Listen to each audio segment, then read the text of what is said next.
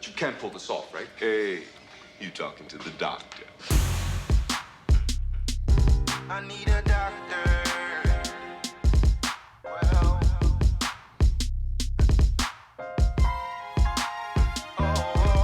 it's Doc P on the line. I need a Doc P on the line. Listen. Born a genius, my mama knew his worth. Welcome. What's up? It's Doc P, Doc for the Streetz. Back again to bring you what I bring you.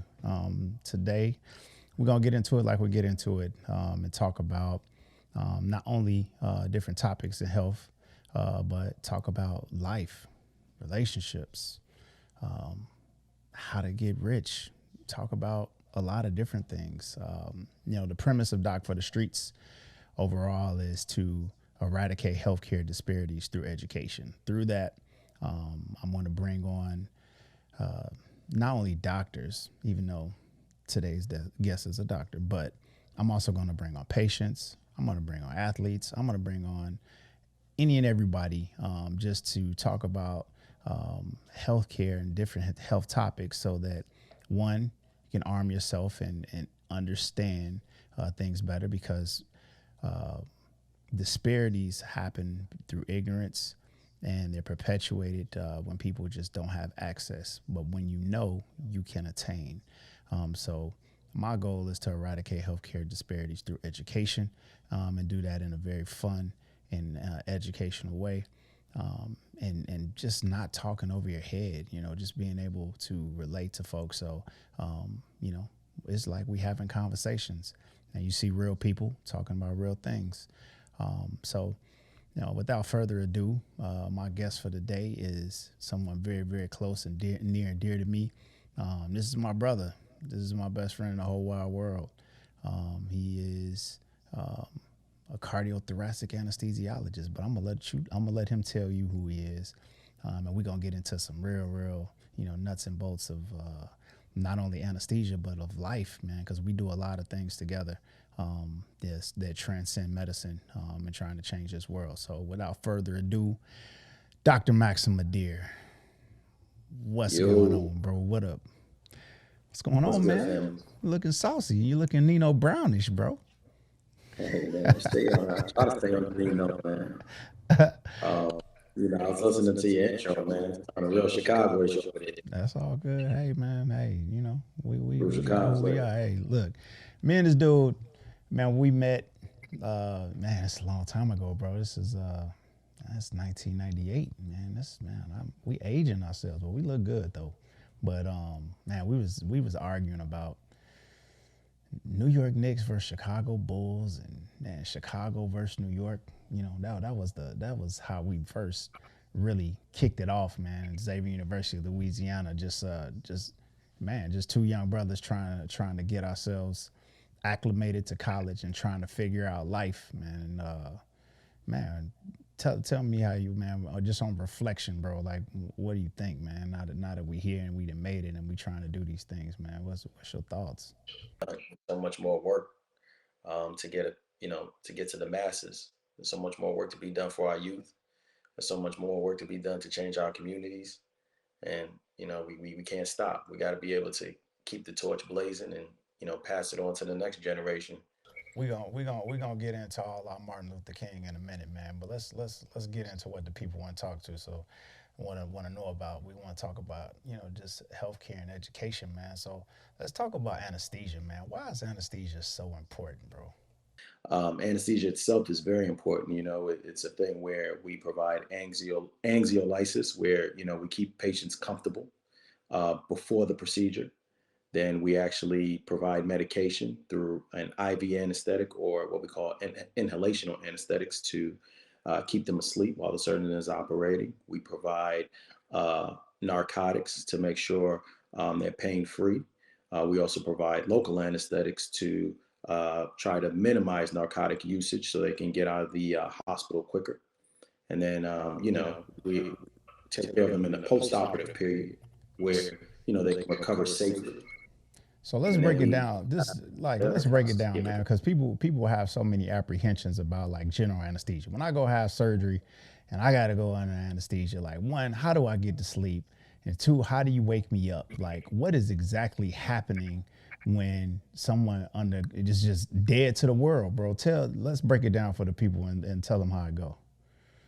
All right, so the real way it goes is this. Like the biggest thing in regards to your anesthetic is we have to be able to protect your airway when you're sleeping. So typically what we do is whenever we administer medications through your IV, that medication basically goes into your vascular system or in your bloodstream. And then where it does is the effect takes place here in your brain.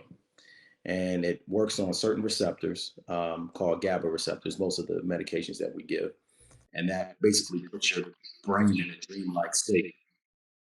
But at the same time, it also slows down all of the rest of your systems, including your heart and your lung.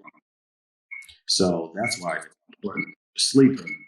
Have to put a breathing tube or an endotracheal tube down your airway, which protects your windpipe, your vocal cords, and your lungs. And we place that in place so nothing from your stomach or your GI tract can get into your lungs, right? So we're not only breathing for you while you're sleeping, we're also protecting your airway, right? Because, if you know anything about life saving techniques, they always say airway is the most important thing. And so when the procedure's done, we just remove that breathing tube and hopefully, you're comfortable and you're relaxed and you don't remember much of anything that was going on during the operation while the surgeon was working on you. The hell do you wake people up? So people want to know, like, you sleep, you dead to the world. Like, how am I sure that I'm gonna wake up from this anesthesia? Like, because that's what people really, it's like, man, what if I go to sleep and I can't, and that's it? That's the long kiss goodnight. Tell folks how you wake up. Well, the way we typically keep people asleep is not through IV medications, even though we can do that, but it's through what we call anesthetic gases or volatile anesthetics, which are basically an inhalational form of gas that you breathe in and out of your lungs. So, we turn off that get when it's time to end the surgery, we basically turn off that gas and you basically breathe all the gas that you've inhaled out into the atmosphere. And once that gas is basically exhaled out of your lungs, you essentially just wake back up. And it's as simple as that. People think it's magic, which it kind of is when you think about it, but it really isn't, right? Because that's the beauty of, our bodies. Like, we breathe in so much in the regular atmosphere, but, all we do is deliver a volatile anesthetic or a delivery agent system to keep you asleep. And once the procedure is done, we just turn off that agent. My question. So, man, I had these patients that come in with these are monstrous eyelashes, bro, and y'all put this thick tape over their eyes, man. What is the process for not snatching these eyelashes off when you put when you put this thick tape over their eyes? Because they be coming in there like it's straight glamour shots with these eyelashes, bro. What's going on with the tape?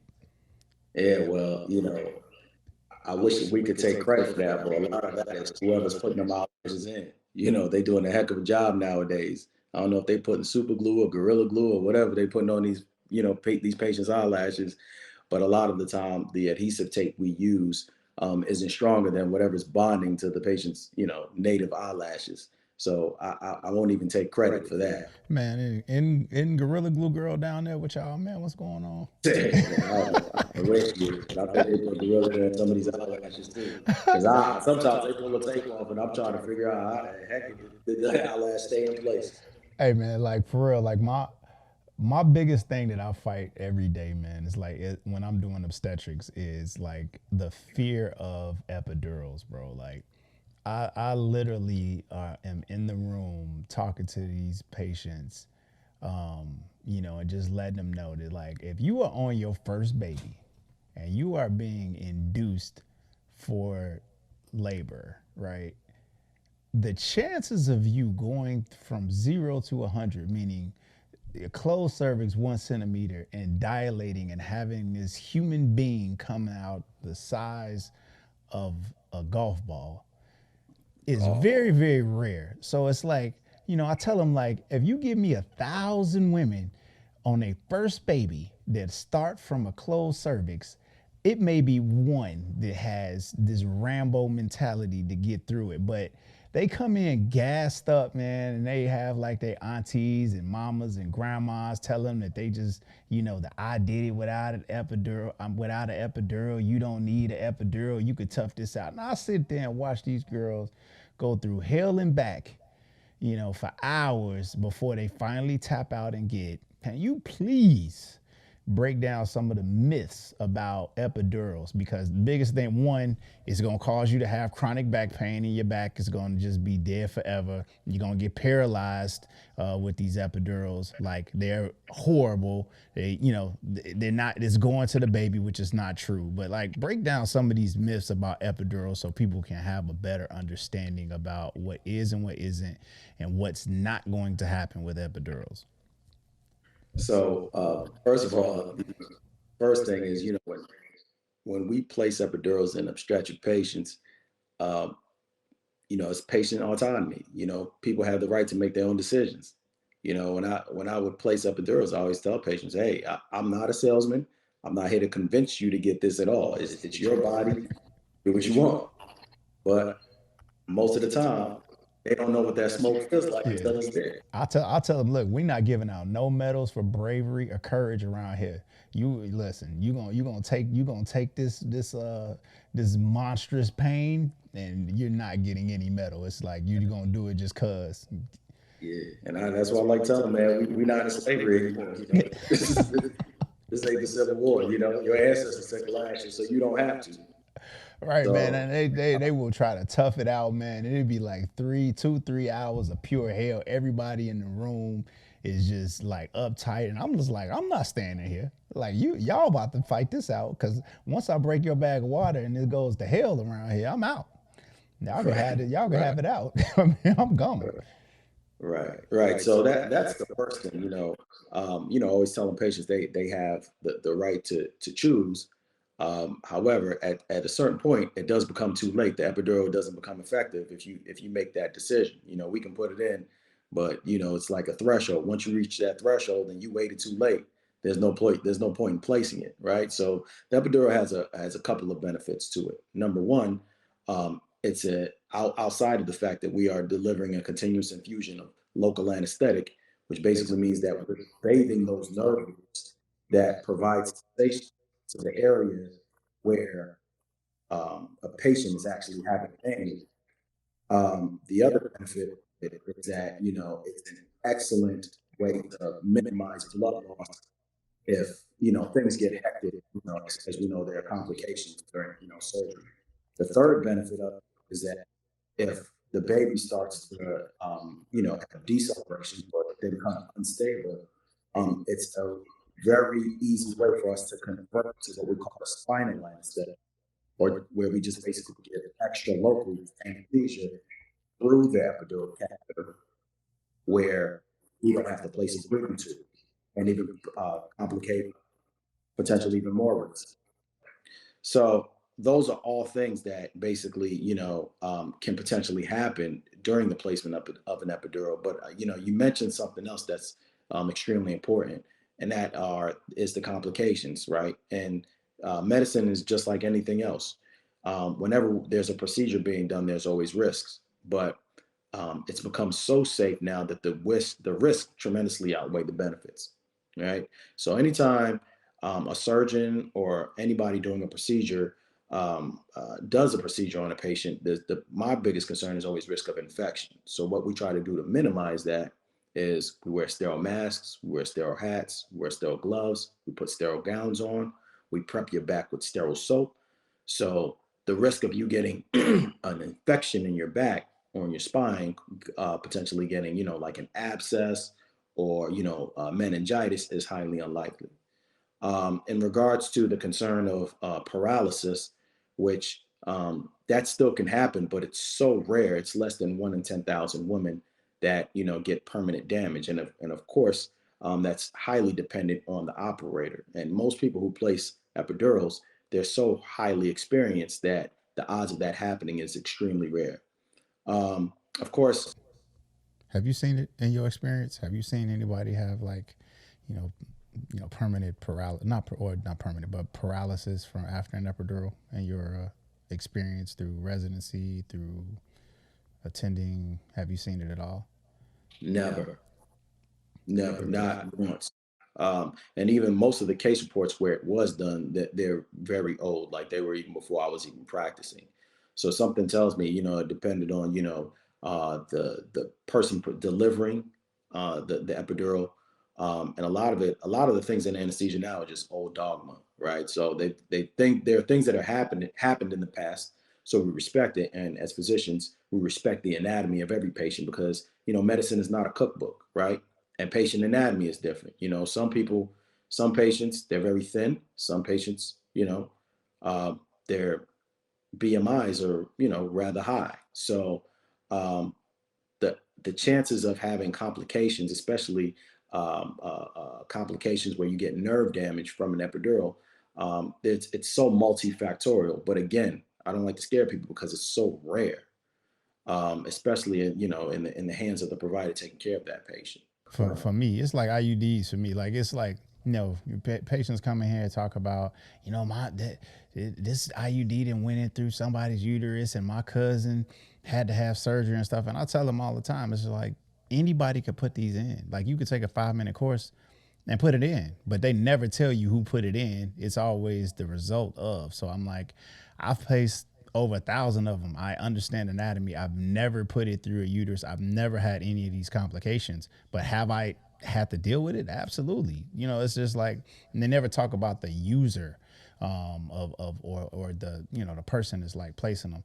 Last on that topic, man, talk about like this chronic back pain, because I have a lot of patients that like are fearful because they swear like multiple people have chronic back pain after epidurals. Like, what's your experience with that? So we hear that quite frequently too. But the difference is that what a lot of women don't understand is that you when you are carrying a baby in your uterus, as the baby grows, right? It can potentially even change your anatomic positioning, the way you stand, right? Your back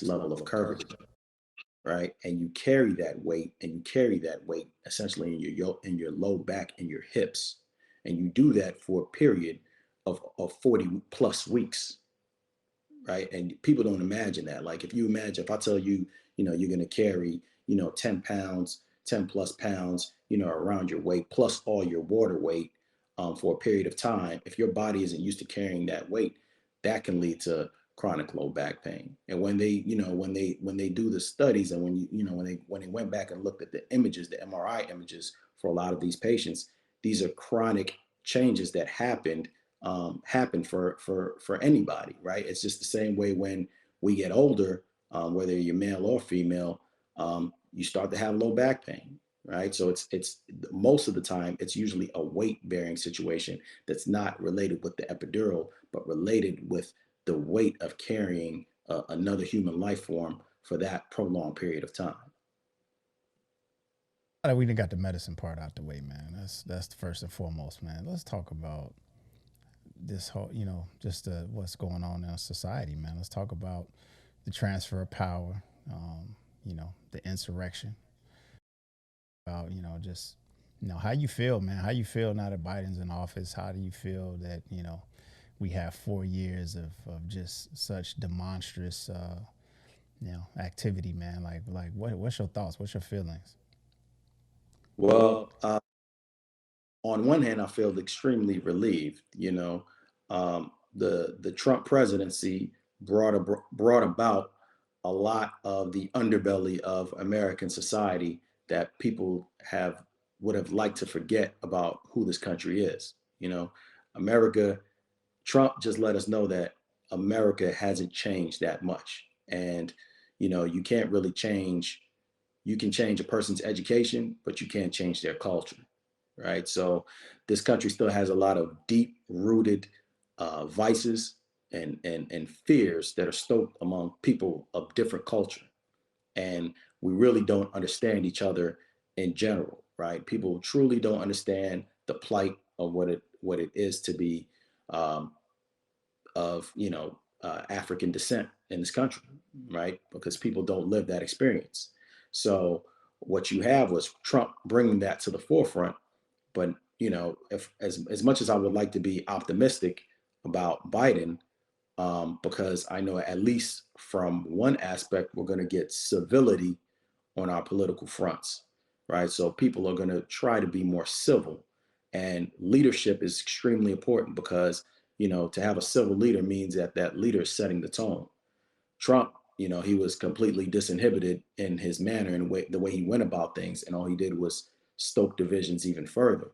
Where at least now, when your leader, who's the president, is calm, there's more of a chance for people to actually listen to what's going on, right? And I'm cautiously optimistic because um, Biden, there are some things that we have to hold his feet to the fire in order to make sure we execute, right? So, in my opinion, we're in a very important time in history, and African Americans have to be able to take advantage or express all of this, all of the socioeconomic issues that have come to the forefront that had really been swept under the rug for a while. Now, if we're just happy that a Democrat is in office, that means absolutely nothing for our advancement as people.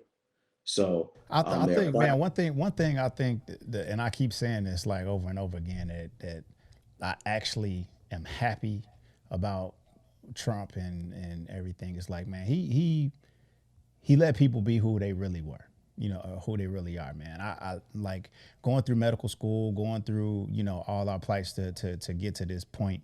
We had so many people that, it was just wolves in sheep clothing. They had white coats on, but I could swear when they go home, they had hoods, and they were allowed to operate in spaces of protection in which they could, you know, express their like demonic and racist views, and not really be exposed. And it was like the country was in a cloud or a funk. It wasn't black people weren't, because we were being victimized from it, but it was, white people and everybody else just like, oh, racism just really, you have a few pockets, but it's really not that bad. It's, everybody's getting a fair shake, and just going through this is like, oh yeah, cops really aren't that bad. Everybody's getting a fair shake, and everybody's, if you're in medicine, you're getting a fair shake. But he allowed people to be who they want to be. It was, doctors, lawyers, and everything else out there, with the QAnons and with the insurrection. And it's like, I respect that, because now at least we know the playing field. And then if nothing else, it woke up, some decent white folks, but it hopefully, galvanized us to understand that, man, we can't fix this unless we fix it. Like they're not coming to do nothing for us, bro. We have to, see what's going on around us and understand that it's, 70 plus million people that are okay with, the good boys and the proud boys and all that stuff. There's a lot of people, and maybe not all of them, but it's a lot of people that are okay with the status quo, man. And we got to really, understand what's going on around us, man. I think we really got lax since, civil rights. I think we got laxed. We had we have, periods where we advance and advance and advance, and then, then lull periods. And I think it's a lull period since civil rights. And I think, with, George Floyd and those things happening, hopefully, there's we've had more movement, as far as the social climate, in the past 2-3 years than I think we've had in 20-30 years. But honestly, so I'm just hoping that it continues to trend upward, man, and we really start galvanizing and start making moves, and demanding change and demanding social justice, man. So, I mean, I agree with you on one aspect, but at the same time, I just feel like it's a little bit more nuanced than that. Like, I think that, you know, um, when you talk about civil rights, there were a lot of um, symbolic gestures that were, given to us to make us feel like things were getting better, right? So, For example, moving from the back of the bus to the front of the bus, or being able to eat at the same restaurants as Caucasians.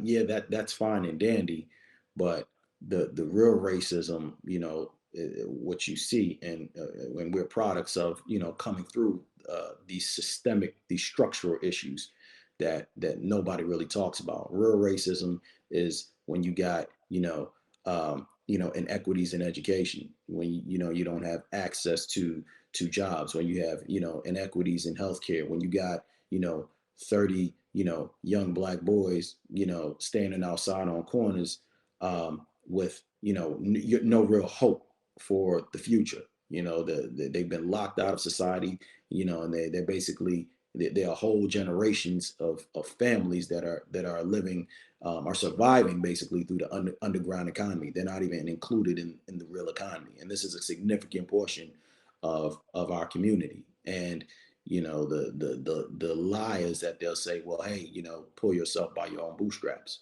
But and I know, um, that's just not the reality for a lot of us. And I say that from a perspective of this. It's just like, we both know what we just had to come through to get to where we are. But for other people of other backgrounds, they don't have to walk through the eye of that needle stack, right? So it's kind of like, and I know, coming up, like, one mistake, our fall is way farther than if we come from a more privileged background, and mommy, daddy, or uncle or aunt can get something wiped away from your record clean and make it disappear, and you can still be the CEO, pop up, as potentially even the president of the United States. That is racist in itself, right? So those are the things where, like, we have to focus on more on now, where we give our kids a fighting chance, a more favorable chance, um, at success. And not only that, if they do happen to stumble and they do happen to fall, there needs to be ways where they can still be productive members of society without them basically being locked out of the system.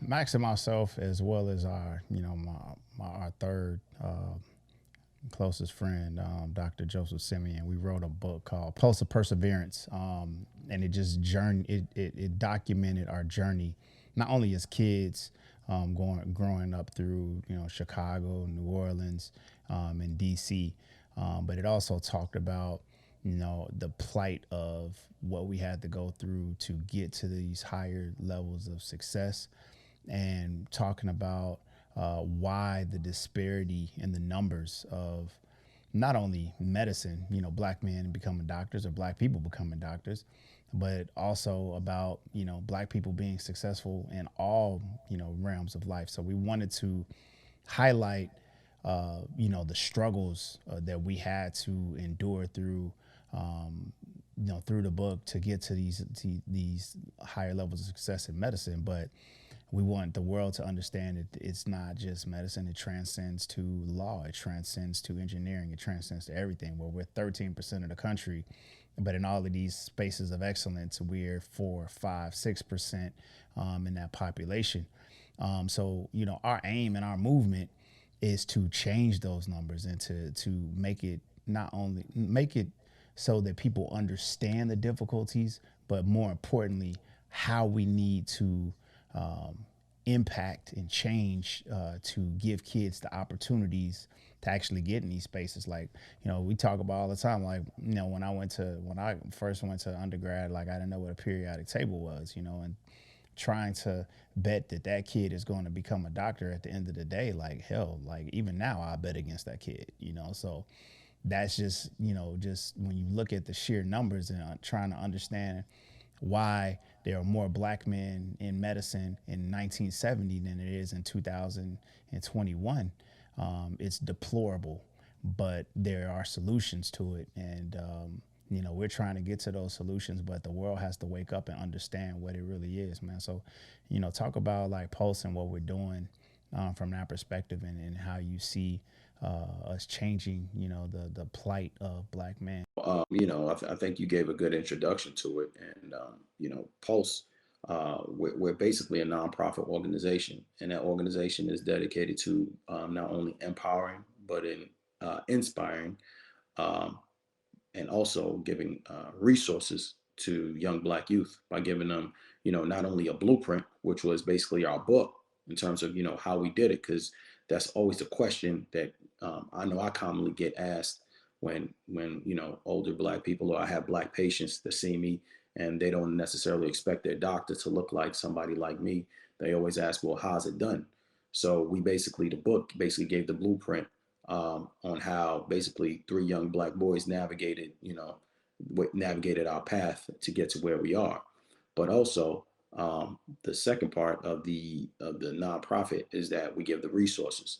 So, of course, there's this negative narrative that surrounds Black men, and it's based off of the cultural cues that everybody receives when they watch the daily news. And it's not only white America that receives those cultural cues, Black America also receives those cultural cues. So we try to combat that narrative by showing that we're safe, we're comfortable in our own skin, but we're also Black men out here who are giving back to our community in a tremendous way. So every month we give $1,000 scholarship to kids who come from backgrounds like we did, to give them a platform to highlight young Black excellence, so the world, at least our communities, can see that we have all these kids who are driven, that despite the circumstance of systemic and structural racism, we're warriors, we're fighters, and our kids carry that in their blood as well.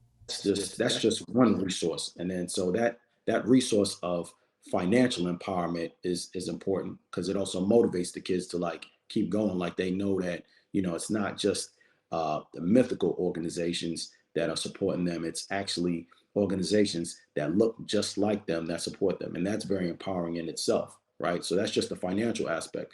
But we also do a ton of mentorship. It's not a week that goes by that, a kid reaches out to me, whether it's on a gram, on Facebook, or through a coworker, or through a family member or a colleague, that I'm just offering, everything that I've learned and how I've navigated myself to this position in life. And I did it, the real way. I didn't have to cheat anybody. I didn't have to lie. I didn't have to steal. We got it. Basically, me and my brothers got it from the mud. And it can be done. It's extremely difficult, but there is a way. And so those are just a couple of the aspects by which we continuously give back to our community. And we feel like, we just need way more of that. But we also know that we're fighting a beast, right? And that beast is society wants, this country, it almost appears that this country wants those negative cultural cues about Black men to remain where they are. And that we're combating that by being active. But we know that there are way more people who are way more active in their respective community. It's just that isn't highlighted as well as some of our athletes and our entertainers. So And mentoring, man, is just so important. I'm right now sitting with one of the greatest mentors that I know that's helping make this podcast possible, Mr. Vondell Singleton, man, and his Champs Mentoring, and just watching him, what he's doing for these kids in the city of Chicago, and just being selfless. Because that's where it comes down to, man. It's like when we get into these spaces of excellence, man, it's like, people lose their background, man. It's like they lose everything that brought them here, and that's one thing that we pride ourselves on. And I'm proud of what we have accomplished, the book, and being on these platforms like Steve Harvey, Today Show, and all those stuff. Those things were nice and dandy, but it's that kid reaching out to me saying that I heard you talk and like you changed my life, or like the kid that comes to us and is like I've never seen nobody like that. I've never seen nobody dress like you, talk like you, and get to this type of space. And like, how do you do that? And when that happens, it just changes my world, and that makes me proud. That makes me know that we're doing the Lord's work, and that, you know, we're making an impact and we're making a difference. And the crazy thing about it to me is like, after all of this, people will donate and give and do everything else to everything, and they see, some doctors trying to make a difference and make a change. It's like they think we pocketing this bread, bro. It's like they don't even understand that, like, every single dime that we've made from this book is going back to these kids. We give it back. We ain't made a dime. We put all of our hard-earned money into making this happen, and all our efforts are to making a path and a way for these kids, man. It's just disheartening when people kind of look at it like we trying to come up or trying to get, cloud of credit for it, man. And we talked about this when we was 18 years old, of what we're going to do when we get to that point, man. So no matter what, man, if we sink or swim, I'm proud of what we've accomplished.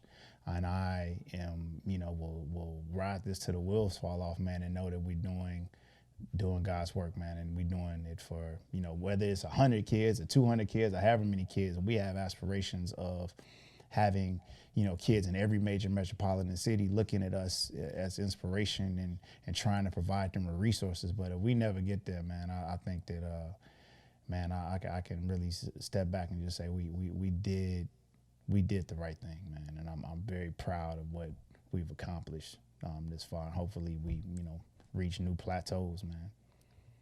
Yeah, for sure, man. It's like kind of one of those things where it's the beauty in it is that it's what we realize is that, we became successful, we reached this level of success.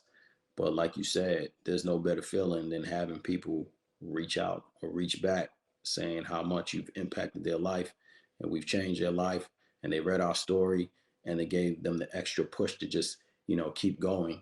And it's like that's what true success is really about. That's what gives, it's given me even a higher sense of purpose. And I know it's done that for you and Joe as well. And that's something that cannot be replaced.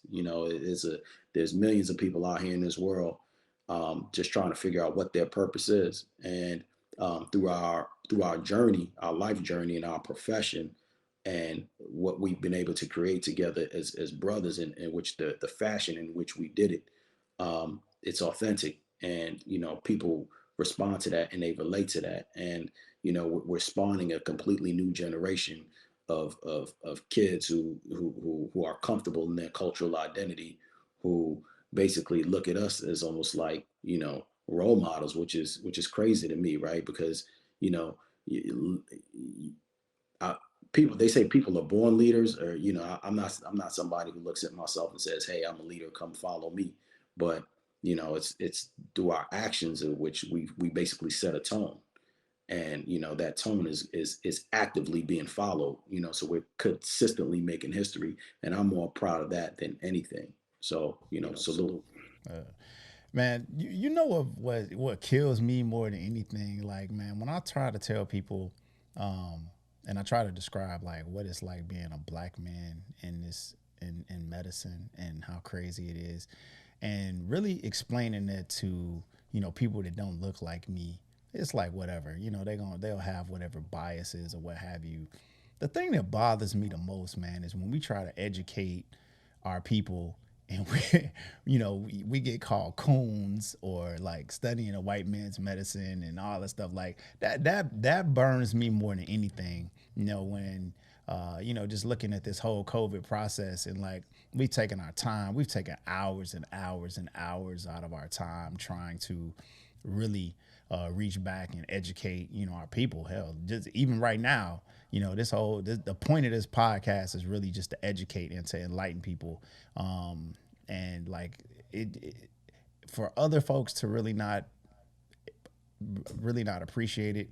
I can accept that, but it's more so when, man, our own people like just look at it like, whatever, like y'all ain't nothing or what have you, or, y'all just coons and y'all just, y'all not really for people, man. Just, man, talk to people just about just being in medicine, being in these spaces, and having the arduous task of trying to give back and be the burden bearers of, of success, man, and trying to, enlighten and our people, man.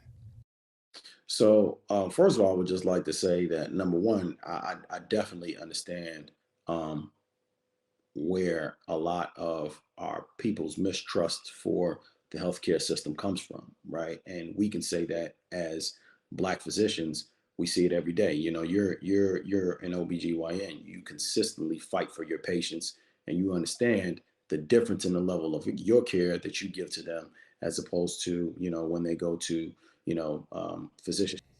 Once again, because people have cultural vices that are very nuanced that they don't even realize, how that comes across when you lack cultural sensitivity. But with that being said, again, we had ancestors that came across boats and took lashes and all types of craziness, to allow people like you and me to be placed in this position to be able to understand the medicine and respect medicine. And I think the beauty of what we do is we not only respect Western medicine, man, we like to, like, I know for me personally, I like to I like to read all journal articles and really get into the data, right? So as physicians that have been trained to look at data and analyze data and to realize when you have studies that don't hold any weight or any merit, you have to be able to distinguish the from that. So when it comes to, like, COVID or the vaccination, um, it's been politicized. A, it's been politicized. B, there's some historical context there that we can never shake, right? And C, we have to really, it's up to people like us to not base things off conjecture, but base them on fact. And so you have a lot of people out here spitting stuff that aren't facts. And so it's our job as doctors to be able to say, hey, look, as much as, you know, I understand where you're coming from, we're going to talk about these facts. And that's what I try to do when I know that somebody has a completely different perspective on COVID. I just hit them with the facts. I'm not hitting them with emotion. I'm not going to sit here and lie to you and make up things. I'm going to give you the real data about what is going on out here in these streets. And the thing is like, if you have taken you, for most people, it's just like people, like, how they say when you kids, like, some kids actually got to feel the fire so for them to learn. Like, for that over 500,000 people that are dead, right? Especially in this country, for over 500,000 people, I guarantee you, the majority of them, if they had the opportunity to take the vaccination before they passed, they would have took it a million times. And that not only includes them, but it also includes their families. And so you have doctors that are out here that are advocating, for people to get the vaccination because there are people like us who actually saw the destruction when this thing was live out here and it was active and we didn't have a vaccination. And this was the first time in my medical career where, I'm an anesthesiologist, man. I feel like I could save anybody's life. Like, this, just straight up, because I'm Think used on to that, bro, dealing with. because you even shocked me with that, with just talking about having young 20 something, 30 something year old kids there with COVID and not being able to save them and watching them die. Like that's when I tell people, I'm like, you listen to all of this and you Googling, like, talk to somebody that's actually like intubating someone with COVID and watching them die and not be able to save them. That's who you need to listen to. You know what I mean? That's how real it was. Where we were at the beginning, we were throwing stuff, anything on the wall, and just hoping it stuck, right? And traditional ways in which we save patients' lives, they were not working. And I'm telling you, as somebody who deals with the airway, and somebody who's used to patients being hypoxic, where they're lacking oxygen, I have 10 different ways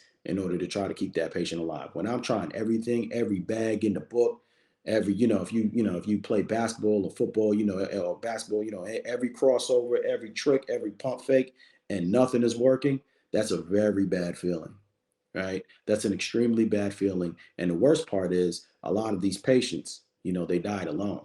They didn't have, the proper send off from family members because, people can't even be in the hospital with them, as they're taking their last moments. And that's a very, anybody who's lost a loved one abruptly, it's almost like that same feeling. And it's even worse sometimes because your loved one is dying in that hospital and you can't even go in there and see them. And so people don't understand the emotional aspect and the emotional toll that that took on not only the families of patients, but also all of the physicians and the nurses and administrators that had to deal with those social aspects of it.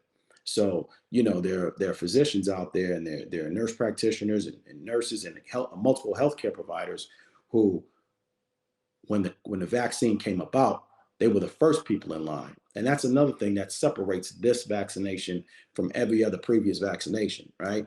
There's no way for everybody who's ever like, yeah, this is just another one of those vaccinations to, I don't know, put 5G chips in everybody or something, or any, whatever, pick whatever, the conspiracy theory or lie is out there. Or if this was something that was going to kill everybody, do you really think they would start with the people who take care of dying people?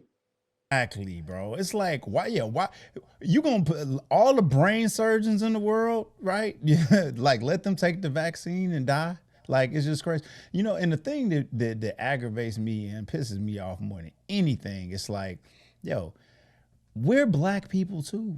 We like they think that like once we got a degree, or some people, I won't say all, but there's a large faction of people that feel that we don't know what the Tuskegee experiment was. We don't know what the Freedmen's Bureau was. We don't know what medicine has done to black people. Like we just lost being black once we decided to do medicine. Like for those people that just like insult us with making it like we just don't know the history of this country, or the disparities exist, or the things that black people have went through this country and are now Sambos and getting paid by all of these, medicines, and I mean all of these, companies to spit this nonsense and try to kill the people. It's like it's so ludicrous to me and agitating, man, to just like argue with people who just don't that feel that we're just not black anymore, that we just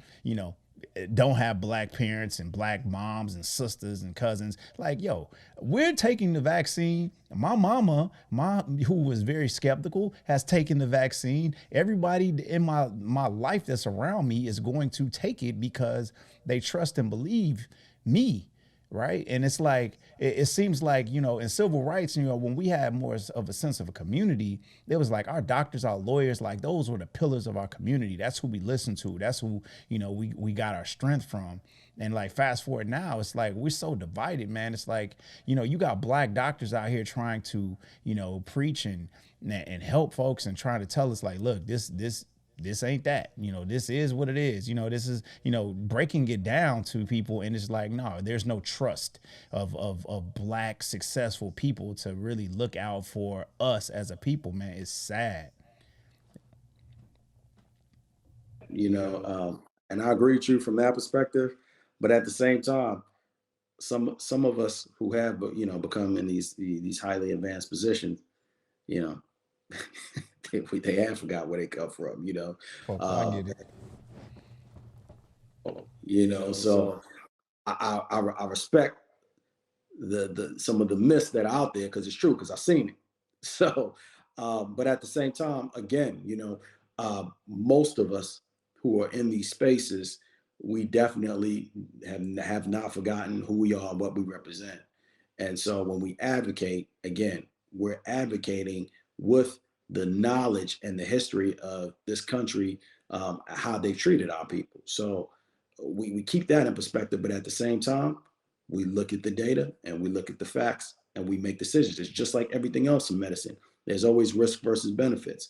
But the risk in this perspective of taking the vaccination so highly outweighs the benefits of taking this vaccination so highly outweigh the risks that it's not even a real argument or discussion now, right? So as you're talking about over 50 million people who've gotten this vaccination so far, right? And It's now saying you're it is now. It's like it's actually in a really is. space where, assuming that the variants can stay at bay, we can actually get back to a sense of normalcy, which in reality is what everybody, regardless of how you feel about it, how everybody feels, period. Like everybody wants to get back to a sense of normalcy when we're all outside, right? So this vaccination is going to help us get one step closer to that point. Oh, everybody, we took the vaccine and they thought we were fools and gonna die in a month or 2 months. And, we 2.5, 3 months out. And what's happening?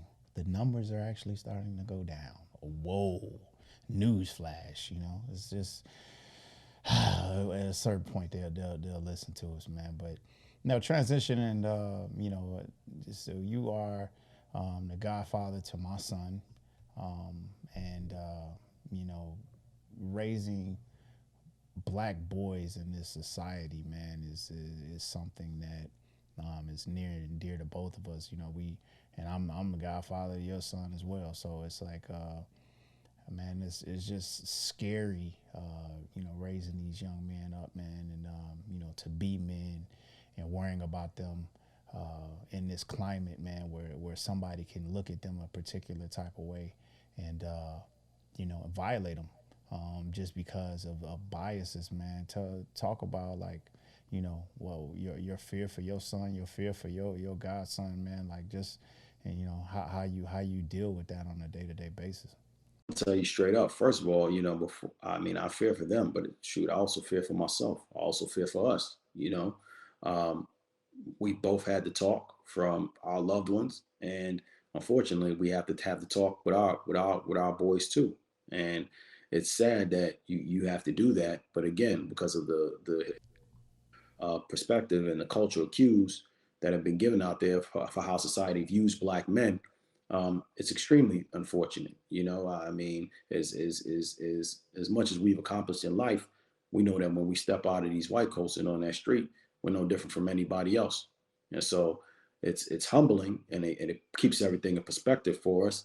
And we both have had uncomfortable situations with law enforcement, no matter how highly educated we are.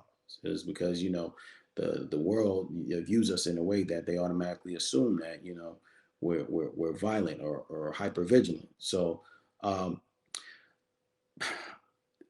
I worry about myself. My family worries about me, and that in itself is a weight.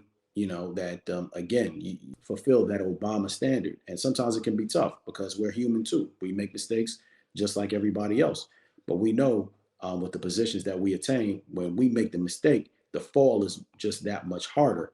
And we know if we fall and we fall hard and we go backwards, we not only set ourselves back and our families back, um, potentially we set our sons and our daughters back. So it's an extra weight that we have, that we don't have that comfort of making the mistakes, knowing that the criminal justice system is ready to snatch us up or potentially even take our lives. So we're worried about ourselves, but and our sons are just a totally different beast, right? We're not only worried about their mental sanity, but just like any other parent, we want the absolute best for them, and we want them to be great. But we know that again, they have accidents. They're young. They're going to make mistakes. That's part of life. We just hope that the detriment isn't as severe, or the consequence for when they make those mistakes aren't as life changing as they can be for people who are way less fortunate than us. Which unfortunately, for people in our community, we're in a space that we're so highly fortunate that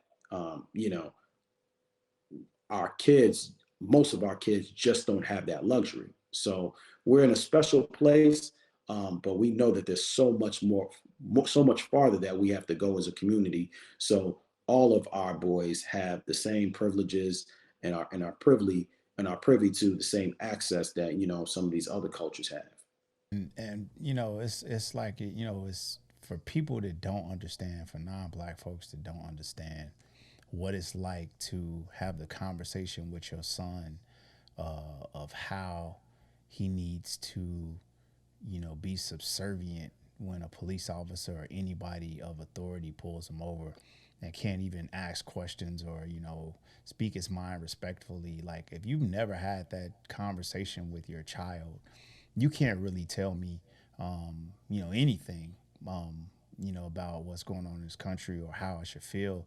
Man, me and my son, we were, and this is where it hit for me. It was like we were driving and got pulled over police. Fortunately enough, I was right down the street from my house, and it was a black officer. He was cool. Pulled me over, just said, you need to, come make a complete stop at the stop sign or whatever. Yes, sir, officer, I appreciate it. Thank you.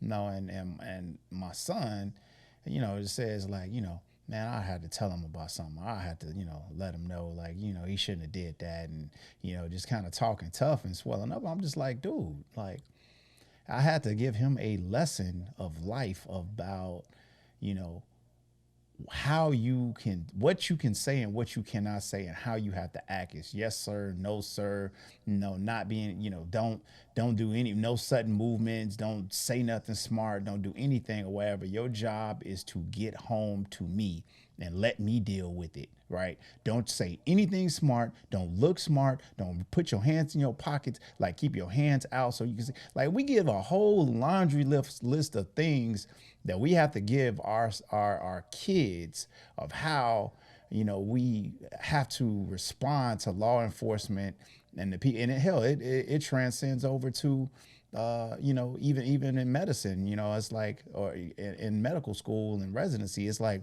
they were waiting on you to say something, or waiting on you to do something, or waiting, or label you as the angry black kid or what have you. It's just like the expectations on us, at least in those spaces, are different, because we may not get to our point in our projection.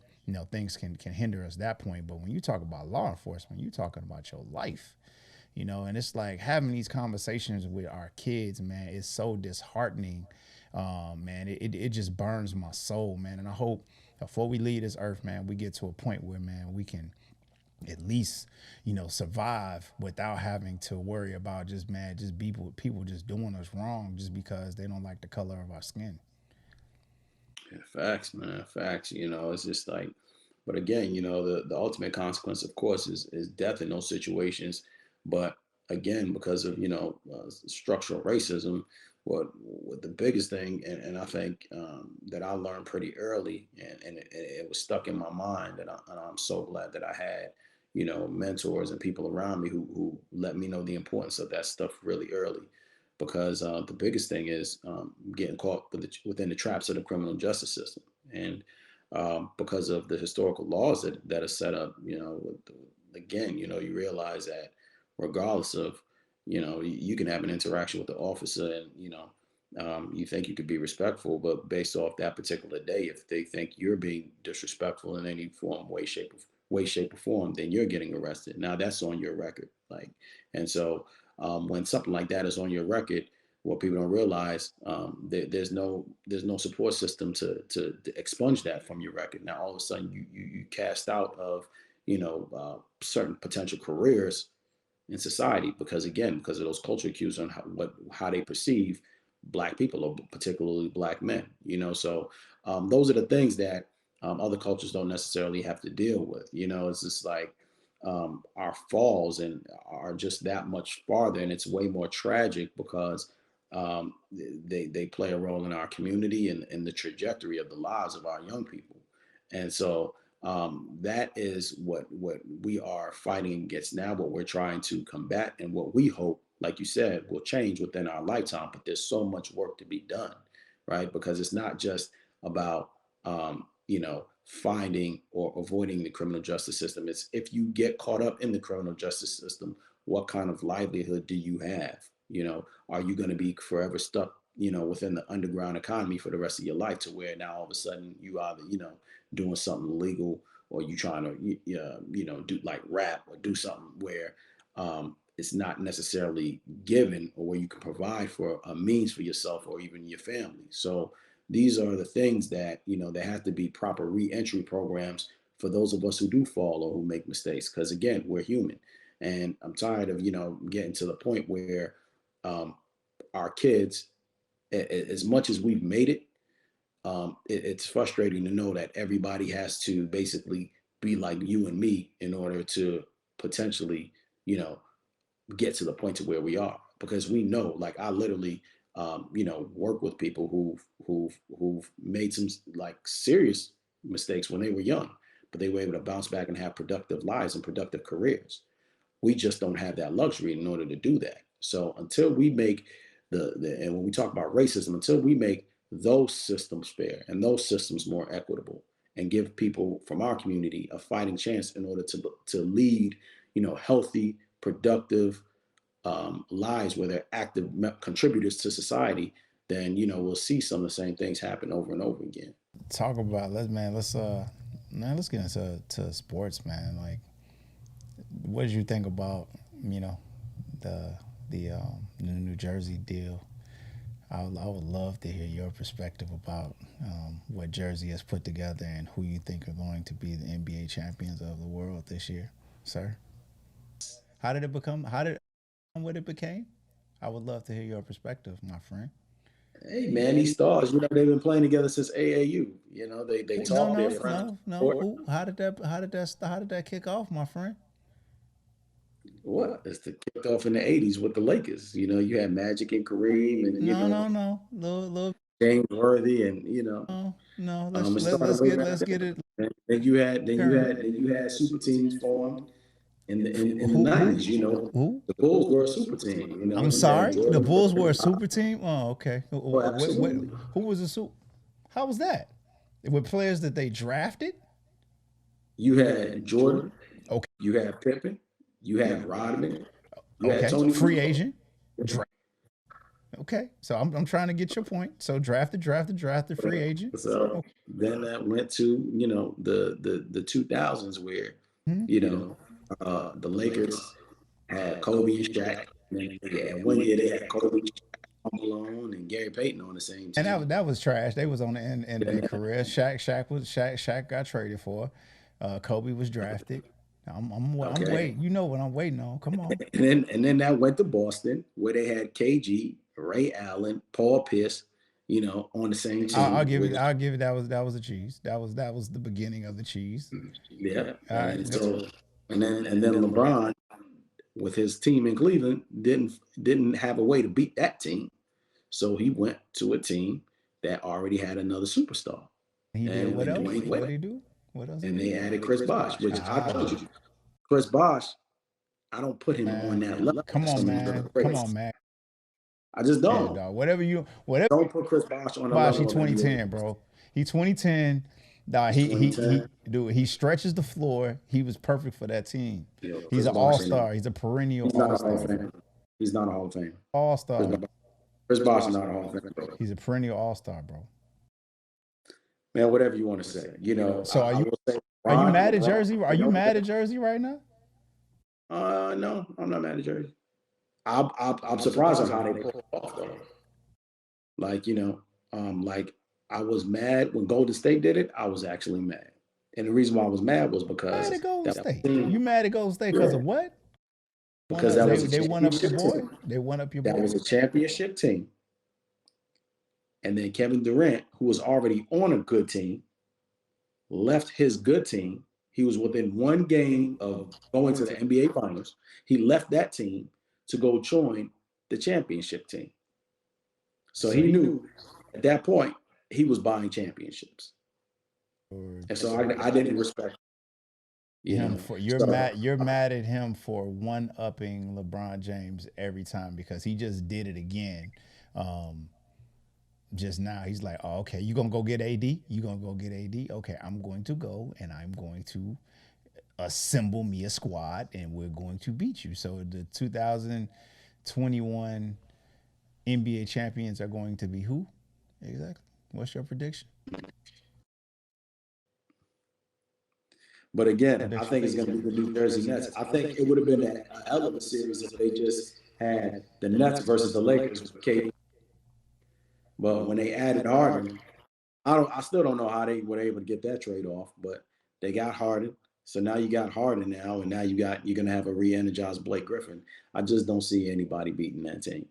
The only thing we can hope for right now, man, is if the Knicks and Bulls actually can return to some level of prominence, man. I'm praying, bro. We got rid of our management and our front office. Thank God. The most horrible Gar Foreman and John Paxson just were the worst administrative front office to me in NBA history. But now, I'm having some optimism. We got Zach Levine, and things are starting to look up. We got new management that is actually trying to make moves. So I'm feeling better about the Bulls now. I'm actually watching games, man. I'm just, feeling more optimistic. What you feeling about the Knicks? Yeah, I'm feeling optimistic about the Knicks, but I know we don't have the level of talent of a New Jersey Nets right now. We don't have, and uh, none of our top players can match any of their top four players. So They're not gonna be assembled for forever. They not. It's not like I don't think they're gonna stay for the next 5 6 years. Kyrie gonna be out. Like this, they got a 2 or 3 year run, and it's gonna be over with. Kyrie is straight up dog, and Dog. when he doesn't have to be number one, Yeah. he Is makes he? people look very silly. Thank you, LeBron, sir. He Thank Kyrie. makes people look very silly, Thank extremely you. silly. Oh, And very. KD of all time. And then James Harden, as much as I don't like him, I mean he's an excellent player. Why you don't like So him? Why you don't like Jay? Why don't you like Harden? well, I just don't like his style of play. I guess when he was on Houston, that isolation basketball doesn't really work in the playoffs. Gets assists though. He's putting out 13, 14 assists a game And, though. and so that's what I'm saying. So now he's on a team where you have all these great players around him. He's not going to have to do all that, isolation basketball that he's used to doing when he was in Houston anymore. And so I expect to see a different Hart in this playoffs than we have seen in previous years, where he had to jack up a lot of shots and take a lot of low percentage shots. And last but not least, man, what's your take on like inner city rivalries, man? Like, you got two football teams, you got two baseball teams. We got two baseball teams, bro. I think for me personally, it's the dumbest thing in the world, man. People think I'm crazy, but I'm a Cubs and a Sox fan, man. Anything Chicago winning, I'm all about it. I can understand people being Cubs fans and maybe not liking the Sox, maybe not liking the Sox so much, but at least being happy when they win because they are really got a stacked squad and they could possibly win it this year. But you got Cubs fan that would rather the Cardinals win than the White Sox, man. It's the craziest thing in the world, man. Like, what's your take on like inner city rivalries? Like, what do you think? Well, I just think people are tribal by nature, So I think it can be beneficial because what it does is it does draw more interest locally, and draw more enthusiasm amongst local fans on how they can go back and forth. Whether or not the two teams necessarily have to be in one city, just all depends on the demographic, of this country. Places like New York and Chicago, L.A. You have so many people that live in those towns that it's kind of tough for them not to have more than one sports team, just for those franchises to be able to draw more business into to satisfy or whet the appetite of their respective populations. So, but at the same time, some of these small market teams struggle because of that. So I don't necessarily think there's anything wrong with it, and I actually can see why it's done. Well, brother, I appreciate you, man. Love you publicly, privately, man. We don't tell each other we love each other enough, man. I appreciate you staying up with me and participating and giving your knowledge and expertise to my podcast, man. Thank you, bro. I appreciate you, man. Go get some sleep, Too, man. bro. Love you too, bro. Much respect. Love what you're doing. And between us, I've always admired everything that you've done, and what you stand for, and iron sharp as iron. So I appreciate our brotherhood, and the journey that we've been on for the past 20 years. And it's like I got family. I love my family, but you my brother as well, and I love you like we came from the same mother. And so. I just appreciate our friendship, bro, and let's keep pushing these things to the next level. Now it's all about getting this money and these options, man. So this concludes everybody. I thank you guys for your attention, and this is what we're gonna do every week. You never know who's gonna be on.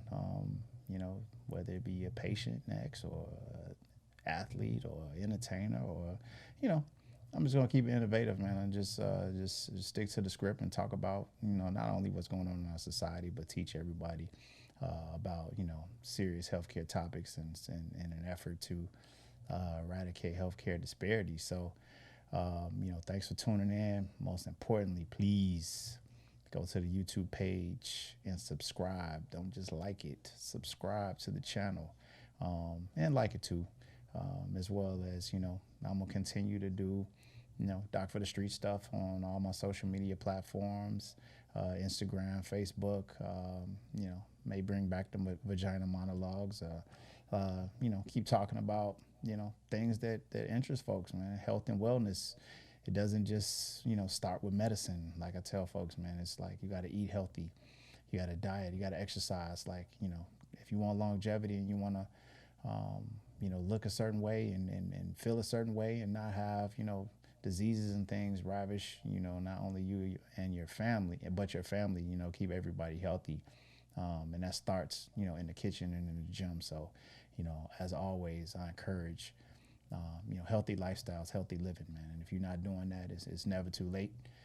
Make those changes in your life, just for yourself, for your family, and longevity. So that's it for this episode of Doc for the Streets. I hope you enjoyed it. And join me next time. God bless. Love y'all. I'm out. You talking to the doctor.